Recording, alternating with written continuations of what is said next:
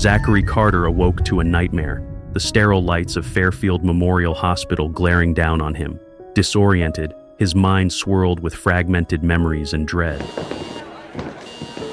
A nurse in a crisp white uniform stood over him, her face etched with impatience. She glared down at him with narrowed eyes. Zachary, how are you still asleep? There's a seriously injured patient in the ward. Get up right this second. Her sharp voice, laced with urgency, pierced through his haze of confusion. She was not happy knowing that an intern was responsible for the night shift today. What's going on and where am I? This is a healing hall, but not what I know of? Zachary's thoughts were a jumbled mess as memories of a past life raced through his mind at light speed. It made him stagger to his feet and teeter on the edge of sanity. Suddenly, a surge of energy coursed through Zachary's body, causing him to gasp and stumble. The world around him seemed to blur and spin. What's happening to me? Memories not his own flooded Zachary's mind. Ancient remedies, forgotten acupuncturist techniques, the life of a man named Harrison Morgan. It was as if centuries of knowledge were being poured into his consciousness all at once. I am Harrison Morgan, the Herbal King. Our souls are now one. This can't be real. I'm hallucinating. This is impossible. But even as Zachary denied it, he could feel the truth settling into his bones. The power surging through him was undeniable, filling him with both awe and terror. I can see it all. The herbs, the needles, and its techniques. The power.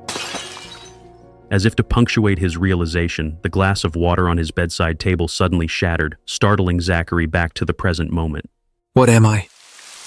As Zachary grappled with his new reality, a familiar face suddenly flashed in his mind. He was transported back to the halls of Midwest College of Traditional Medicine. There she was, Vanessa Bell, the object of his silent admiration. She barely acknowledged me, but I couldn't help noticing the blush on her cheeks when she caught me admiring her. My heart raced when our hands briefly touched while picking up the books. Thank you. The memory faded, leaving Zachary more confused than ever. Why was he thinking of Vanessa now, of all times? Zachary, are you even listening? We have an emergency. Nurse Nancy's sharp voice yanked Zachary back to the present. He blinked, his newfound knowledge from Harrison Morgan clashing with his current reality. Tell me everything about the patient. Now. What? You're just an intern. Zachary, a brilliant but impoverished medical student, clashed with corrupt officials at Midwest College of Traditional Medicine. His punishment, an internship at remote Fairfield Memorial Hospital. There, Chief of Medicine Dr. Thomas Sterling, who despised Zachary, subjected him to grueling work, unfair deductions, and endless night shifts. There's no time, tell me. It's a young woman, car accident victim. She arrived about 5 minutes ago with a severe head injury. No, it can't be. Zachary rushed to the patient's room, his heart pounding. As he entered, time seemed to stand still. There, lying unconscious and deathly pale, was Vanessa Bell. Zachary's heart skipped a beat as Harrison Morgan's ancient knowledge of acupuncture meridians and techniques surged forth. The legendary needlemaster's wisdom flooded his consciousness, revealing intricate pathways of life force energy throughout Zachary's own body. He could feel the potential to heal at his fingertips, if only he knew how to wield it. A brain hemorrhage. The modern medicine won't be able to handle this quickly enough. Vanessa's condition was deteriorating rapidly. Zachary stood at her bedside, his newfound knowledge warring with his medical training. Think, damn it. There has to be something I can do. Dr. Carter, her BP is dropping. We need to act now. Another nurse in the room reacted. Zachary closed his eyes, desperately searching through the vast repository of knowledge he'd inherited from Harrison Morgan. I have to save her. I'm all she has. Please, the Herbal King, Harrison Morgan, show me the way. Suddenly, the world around Zachary seemed to blur. He found himself transported to another time, another place. There stood Harrison Morgan, centuries ago, his face etched with fear and determination. Before him lay a patient, deathly still. The conventional methods aren't working. I have no choice. Harrison's hands began to glow with an otherworldly light. He placed them on the patient's temples, closing his eyes in concentration. Ancient meridians, lend me your power. Let life flow through these needles into this vessel. The patient's body arched as if struck by lightning. Harrison's face contorted in pain, sweat beading on his brow. The vision faded abruptly, leaving Zachary back in the present, his heart racing. The technique, is that what I need to do? Zachary's eyes snapped to Vanessa. Her breathing had become shallow, her face ashen. I have to try, it's her only chance. Closing his eyes, Zachary felt a wave of energy flow through him. He placed the needles at specific points on Vanessa's body, just as Harrison had done in the vision. Please, let this work. The monitor's beeps became distorted, erratic. Vanessa's body tensed, and Zachary felt a searing pain course through his hands. Suddenly, everything went silent. Zachary opened his eyes, his vision blurry. Vanessa? As his vision cleared, he saw Vanessa's face. The air crackled with urgency. Zachary pushed the hospital bed with a desperate force, his eyes fixed on the operating room door. This wasn't a drill. This was a life hanging by a thread. What on earth do you think you're doing? We don't have a second to lose, Nancy. She needs surgery now. Hold your horses. You're just an intern, a traditional medicine intern at that. This is way above your pay grade. You think you can just waltz in here and play God? You'll get us both thrown in the slammer. Zachary's blood ran cold. He knew the nurse was right, but every fiber of his being screamed at him to act. Her brain is filling with blood clots. We wait any longer, and it'll be too late. Let go of the bed now. Don't be ridiculous. Dr. Sterling will be back any minute. He'll know what to do. A chilling sound cut through the tension. A soft cough from the patient, Vanessa, followed by a gasp. A single drop of blood trickled from her ear, a crimson tear against her pale skin. Just look at her. We don't have time for this. She needs surgery now. You and Dr. Sterling haven't exactly been two peas in a pod. Don't tell me you're not trying to pull a fast one and steal his thunder. If yes, I won't be a part of it. This isn't about credit, you idiot. It's about saving her life. Zachary's patience had reached its limit.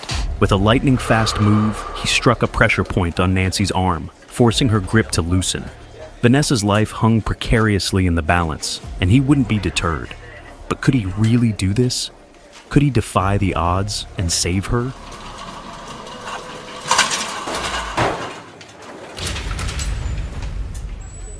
Before Nancy could even sputter a word, Zachary had banished her doubts to the hallway. He was alone now, alone with a patient who needed a miracle. The weight of the situation was immense, but there was no time for fear. He had to act. Zachary reached for the tools of his trade, not scalpels and clamps, but a set of gleaming silver needles. These were his weapons in the fight for Vanessa's life, and his tool was a powerful yet dangerous ancient technique called the first spike. The first spike, which was the first step of Morgan's miraculous 9 spikes technique. Every movement was precise, deliberate as he sterilized each needle. A bead of sweat trickled down his forehead, but his gaze remained unwavering, focused. This was his moment of truth. With a flick of his wrist, the needles found their marks, vanishing into Vanessa's skin with impossible speed and accuracy. Her pallor, moments ago the hue of death, began to recede, replaced by a faint, hopeful blush. Zachary worked tirelessly, his fingers a blur as he stimulated vital points with a practiced touch, his own breath mingling with the urgency in the air. Vanessa's face, once ashen, now flushed a vibrant crimson. Beads of perspiration dotted her brow, a testament to the battle raging within. With a final, decisive pressure on the central acupoint, a muffled groan escaped Vanessa's lips. Dark, venomous blood seeped from her ears and nostrils, a gruesome but welcome sight. The blockage was clearing. Thank God. Relief washed over Zachary, leaving him weak and trembling. He had done it. He had defied the odds, and in the process, pushed his own body to the brink of exhaustion. Zachary's body was too weak for the powers of the ancient herbal king, Harrison Morgan. I need to get stronger. I was almost too weak to control it. That was too close. I don't care what you have to do. Just save her life, for God's sake. Mr. Hayes, it's not that we're not trying. It's just her injuries are very severe, with internal bleeding. The chances of a successful operation are, well... What are you trying to tell me? Are you seriously saying you can't help her? The doctor recoiled as if he'd been slapped. Frederick Hayes was not a man accustomed to hearing the word no. His family practically owned Fairfield, their wealth fueled by a vast traditional medicine empire. And right now, Frederick was a powder keg about to blow. Please, Mr. Hayes, Dr. Sterling is on his way.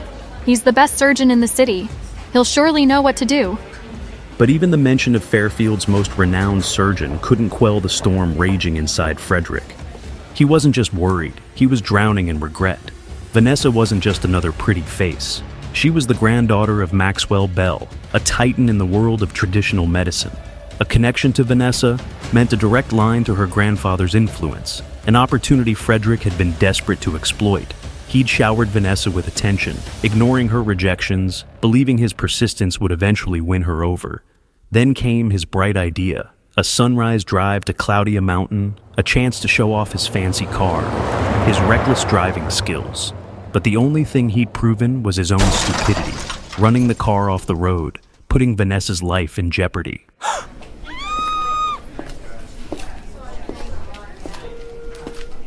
What in the world is going on here? Nancy came barreling down the hallway, her face a mask of terror.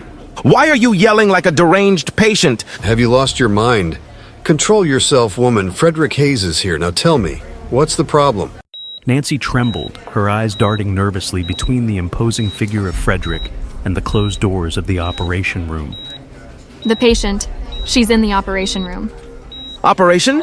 But you said Dr. Sterling wasn't here yet. It's Zachary. He's operating. He wouldn't hear of waiting any longer. Said it was critical for Vanessa. Zachary? Who is Zachary? Is he with the hospital? Zachary?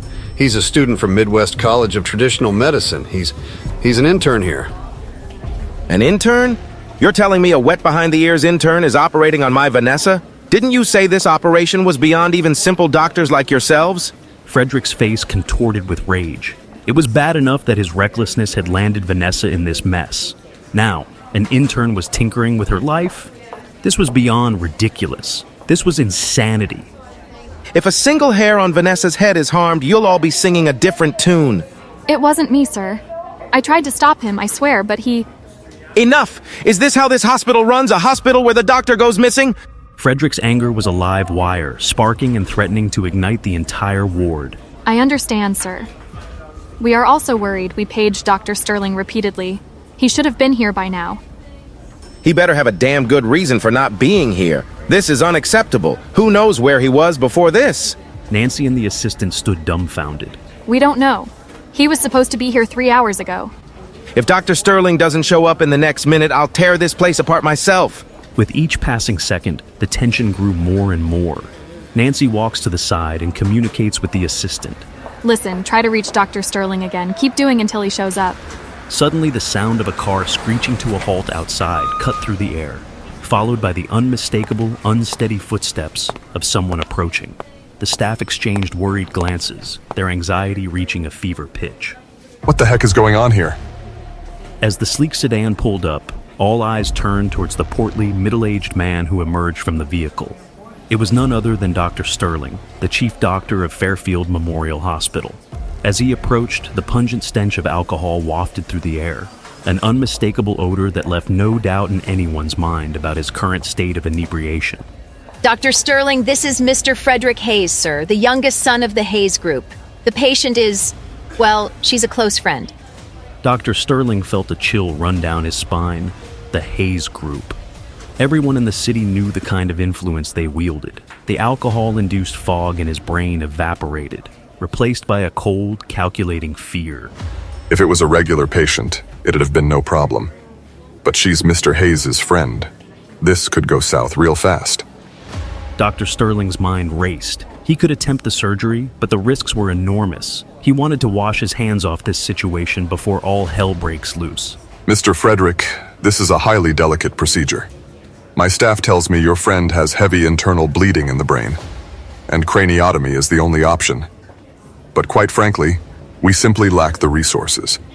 Even in the best of circumstances, the chances of success are 40% at most. I strongly advise transferring her to a different hospital. I've been stuck here twiddling my thumbs for half an hour, and now you're telling me you're rushing her out of here? It's not that I don't want to operate, sir. But the risk, it's astronomical. I wouldn't be more than 40% confident. Dr. Sterling, the operation. It's already begun. Begun? What in the world are you talking, woman? Who's operating? It's Zachary, sir. Silence, thick with anticipation. Then, Dr. Sterling explodes. What in the devil's playground? Who authorized him?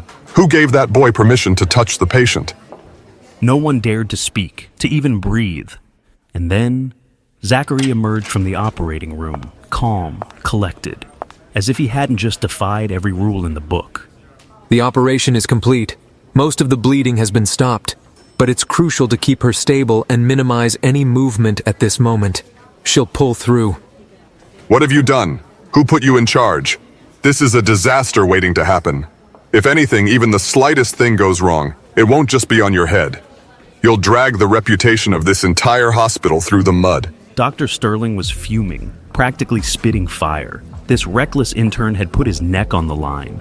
If Vanessa didn't pull through, her powerful family and the Hayes group would have his neck for it. Zachary felt a surge of disgust. Where is the compassion, the dedication to saving lives above all? It seemed like everyone here was more concerned with covering their backsides than the well-being of their patients. This violated everything the Herbal King had ever stood for. I assure you the patient is stable. I will bear the responsibility if anything happens. Oh, you will you? The patient needed a craniectomy for heavy internal bleeding, and you, a mere intern, waltz in here claiming everything is hunky-dory? You're delusional. Zachary had had enough. He turned to leave. This conversation was exhausting him heavily. He had a long night ahead, the after effects of the miraculous 9 spikes draining his energy. He tried to walk away without answering, but disgust twisted Zachary's features. He shrugged off his white coat, letting it fall at Dr. Sterling's feet like a discarded oath. A doctor's first duty is to his patients, to their lives. You've all forgotten that, blinded by fear and self-preservation. I won't stand by and watch you tarnish the very meaning of medicine. I'm ashamed to be associated with this hospital, with all of you. That arrogant little fuck. Who does he think he is to judge us? Suddenly, a figure of authority arrived, his presence demanding respect and silencing the room. It was Maxwell Bell, Vanessa's grandfather, a legend in the traditional medical field. His arrival was unexpected, his demeanor calm, but his eyes betrayed a deep, unspoken fear. Dr. Bell, sir, you here? I'm sorry, but I did not see you coming. Mr. Bell, it's all my fault. I wanted to take Vanessa on a drive, but the roads were slick and it was so dark. I didn't mean to... We can discuss this later, Fred. Where is Vanessa? Sir, actually... Dr. Sterling's words hit Maxwell like a physical blow. Internal bleeding in the brain, a ticking time bomb. His mind, a wellspring of medical knowledge, raced through possible solutions. Traditional medicine could work, but time was a luxury they couldn't afford. Surgery was quicker, but the risks. As Maxwell approached the operating table, his heart sank. Seeing his granddaughter, lifeless and pale, brought tears to his eyes. He was a doctor, a healer, but in this moment, he was simply a heartbroken grandfather facing his worst fear. Taking a fortifying breath, he grasped her wrist, his fingers searching for a pulse. The rhythm he found, faint and thready, made his face contort in confusion. What was this?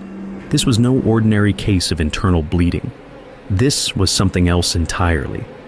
Maxwell examined Vanessa's eyes, the delicate skin around her temples. Something didn't add up.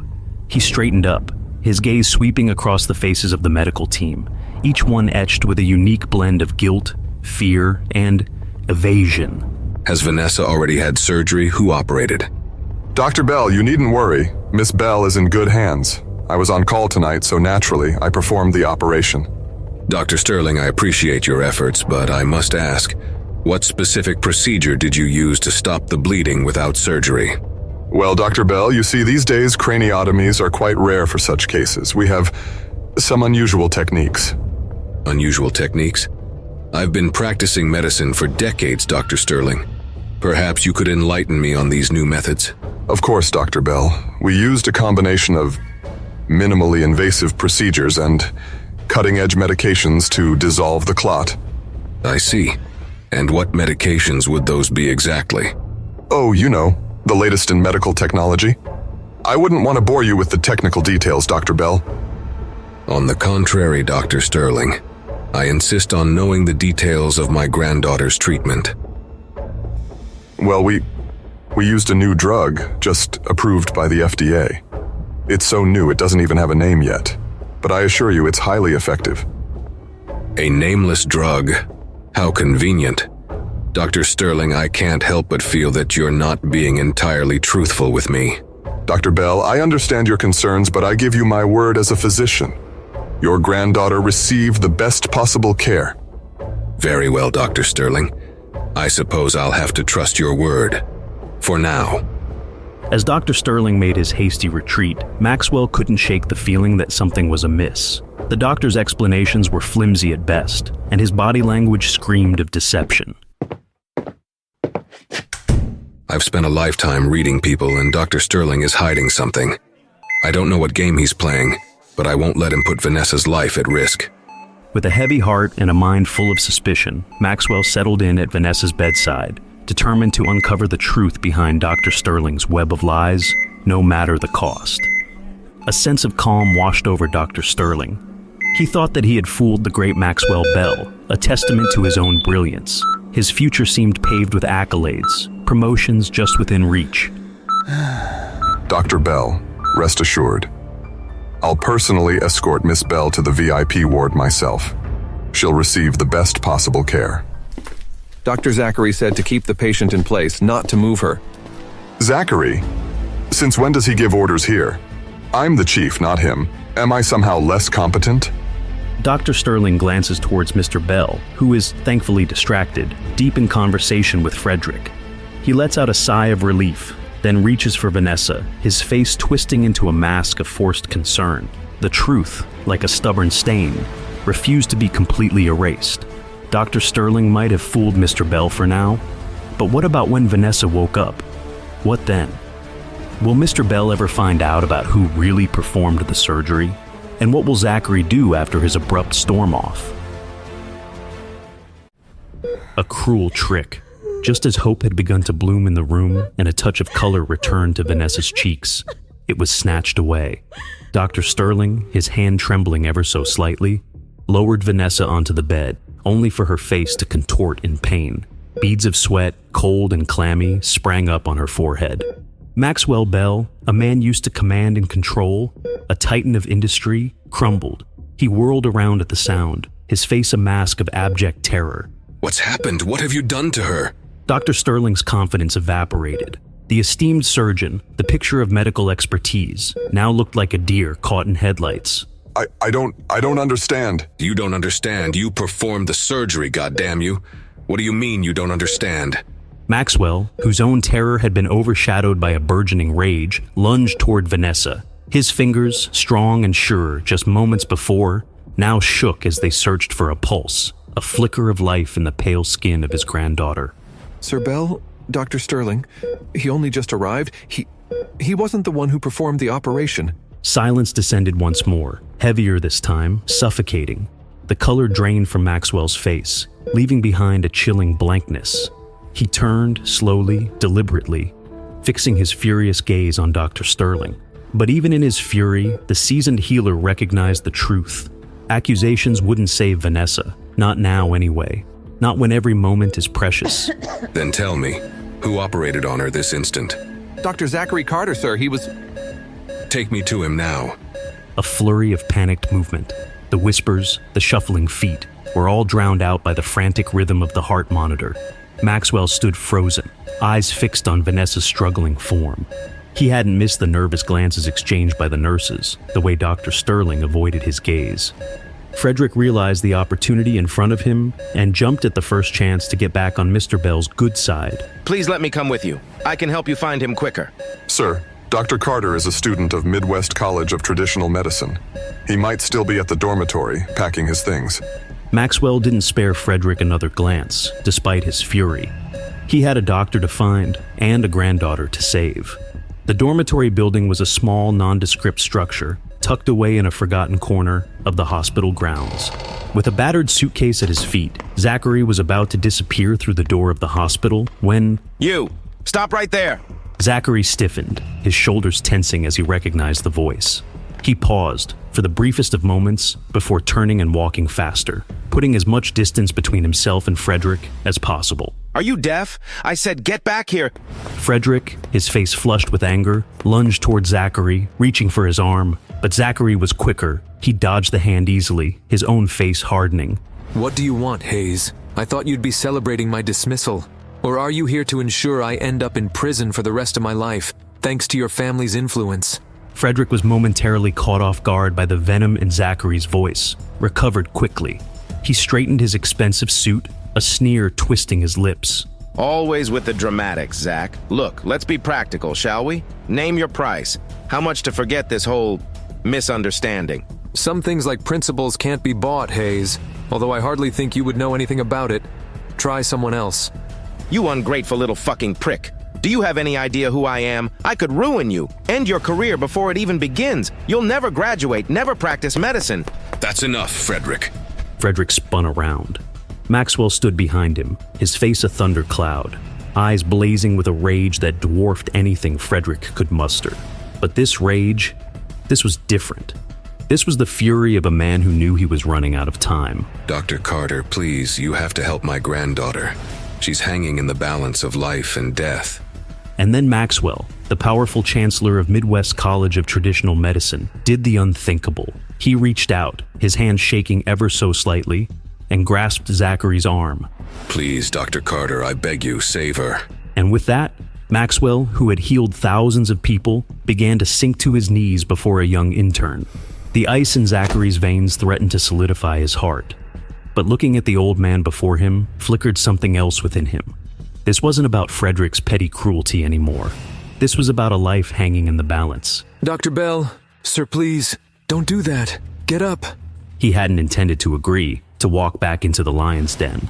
But as he helped the elderly man to his feet, he saw a reflection of Vanessa in his eyes, a shared history of classrooms and laughter, a bond forged in the crucible of medical school. Tell me what happened. The bleeding. It's worse. The blood is putting pressure on her brain. She's critical, Dr. Carter. We need you.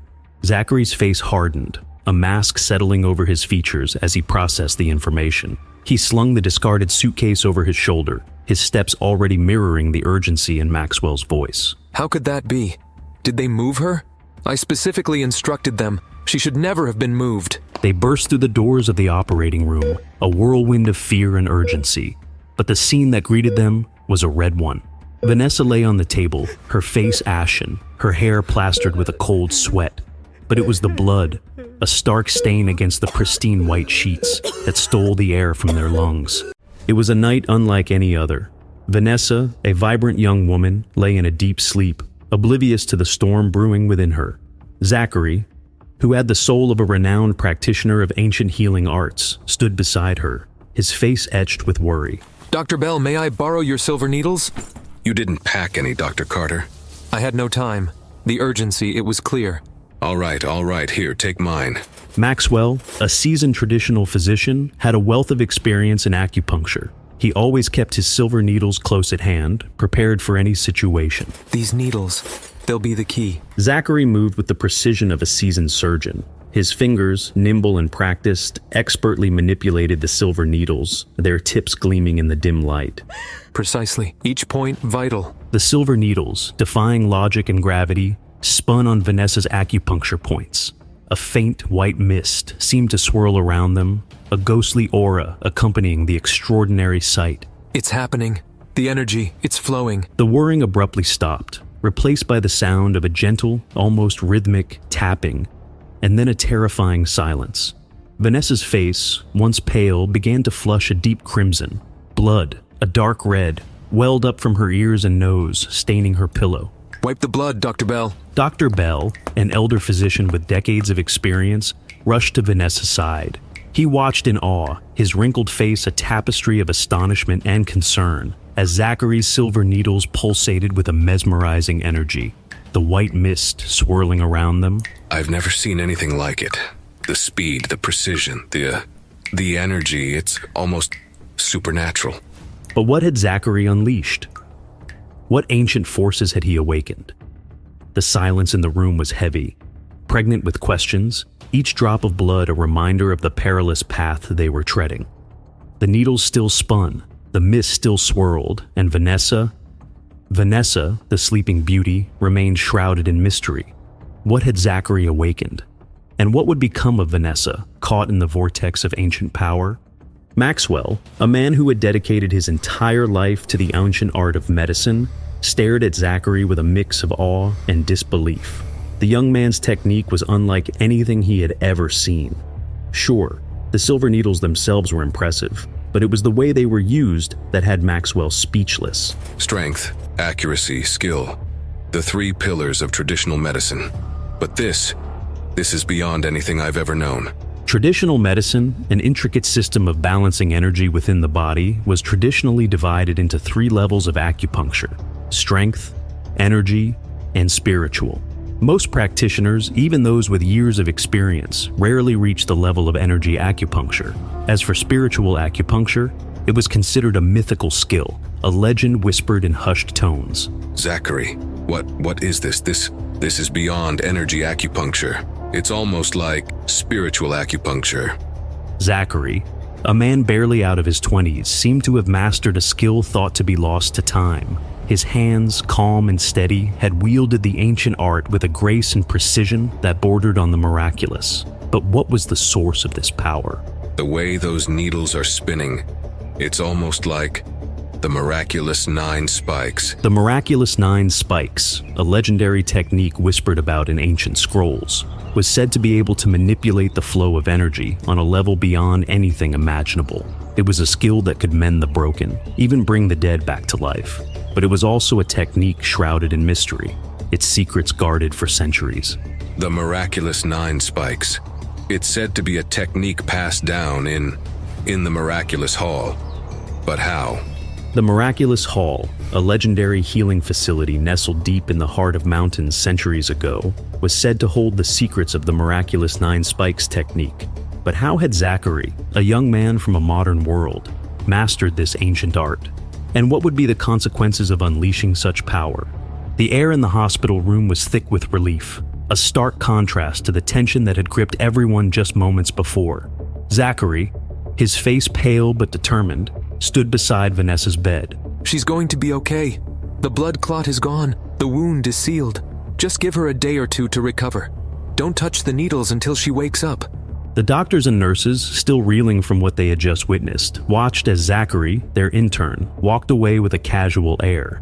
As if he had just performed a routine procedure, he seemed almost disenchanted. Zachary, you are a true prodigy. Your skills are, well, they're unbelievable. You don't need to go back to school anymore. Come work with us. Dr. Sterling, a man known for his ambition and ruthlessness, was eager to latch on to Zachary's talent. He saw a golden opportunity to advance his own career. Skip your internship. Become HOD of the traditional medicine department. What do you say? No thanks, Dr. Sterling. I'm not competent enough for this hospital. Zachary's rejection stung Dr. Sterling's ego. His attempt to exploit the situation had backfired spectacularly. But Dr. Maxwell Bell, seeing the distress in his granddaughter's eyes, intervened. Dr. Carter, I'll write a letter to vouch for your internship. It will be a pleasure. With Dr. Maxwell Bell's letter in hand, Zachary left the hospital, leaving behind a room. Frederick, son of the Hayes Group known for their influence in Fairfield City, stood in the hospital hallway, face flushed with anger. He had been publicly reprimanded, humiliated even, for his brazen actions, which brought harm to Vanessa, Dr. Maxwell Bell's granddaughter. You really think your granddaughter's some kind of princess? I've played with plenty of girls like her. If it wasn't for your reputation, I wouldn't even bother. Dr. Maxwell Bell, though a man of wisdom and patience, was taken aback by Frederick's arrogance. Maxwell stood rigidly, his anger simmering beneath the surface. How dare you speak to me like that? I don't care. You think you're so great just because you're some traditional doctor? The Hayes Group has tons of connections here. We can easily find someone else to work with. You're just an old man, clinging to your reputation. Frederick's words pierced the air, each syllable laced with venomous disdain. Maxwell, his face red with rage, felt his grip tighten around the armrest of the chair. I'll report you to the police for what you've done to Vanessa. Maxwell's voice was trembling, a testament to his fury, but Frederick merely smirked, dismissing Maxwell's threat. Go ahead, report me. You think the cops would go against the Hayes family? Frederick turned to leave, a smug smirk playing on his lips, but before he could reach the door, a figure materialized from the hallway. The figure slammed into Frederick, sending him crashing to the floor. Frederick let out a pained groan. The hallway fell silent. It was Zachary. He stood over Frederick, his expression hard and unforgiving. You, how dare you? You're asking for trouble. Apologize to Dr. Maxwell Bell now. Frederick, seething with anger, stared at Zachary with incredulous rage. He was about to retort when Zachary took a step closer, his face unreadable. Frederick launched himself forward, his fist aimed at Zachary's face. The room held its breath. Frederick, fueled by rage, charged at Zachary, ready to unleash his fury. But as he lunged forward, it was as if he had collided with an invisible wall. He stumbled, losing his balance, and crashed into a bench, his body groaning in pain. Apologize now. Zachary's voice was cold, hard, and filled with an authority that surprised everyone in the room. Frederick, despite his pain, stubbornly refused. But something in Zachary's eyes, a chilling intensity, made him hesitate. Fine, I'm sorry, Dr. Maxwell Bell. The words were begrudging, mumbled through gritted teeth, but they were enough. Leave now. Zachary's gaze was like a blade, forcing Frederick to scurry out of the hallway, clutching his bruised body. A sense of relief washed over the hallway as Frederick finally disappeared.